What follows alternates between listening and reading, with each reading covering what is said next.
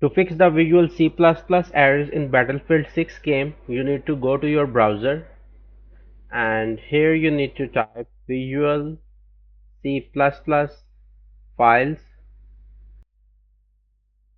and once you will type it, you can see this is the website learn.microsoft.com, and this is what you need to go for: latest supported Visual C++ redistributable download. So select that, and once you will click on it, it will go to that website, and you need to scroll down, and you can see you need to download the most latest one, the latest supported, which is the latest one, and you need to click on this button, latest supported version, and you can see all these versions are available now. So if you are using Windows on ARM, you can download this, but most probably you will be using the 64-bit Windows. So for that you need to download these files, the 64-bit version, and you also need to download the x86, the 32-bit version.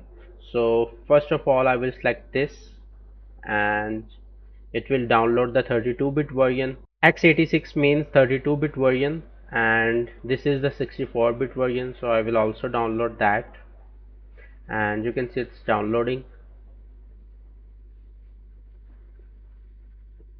Okay, once it's downloaded, you can go to your downloads folder, and you can see you have both these files.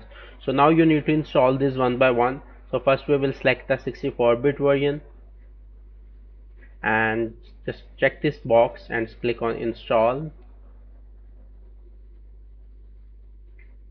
Okay, it's installing now, you can just see. Okay, it has been installed. Now we will click on close, and now we'll also install this 32-bit version.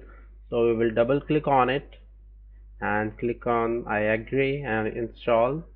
Click on yes, and now it's installing the 32-bit version also. So once both the versions will be installed, 64 and 32-bit version, then all the Visual C++ errors that you are getting will be fixed now.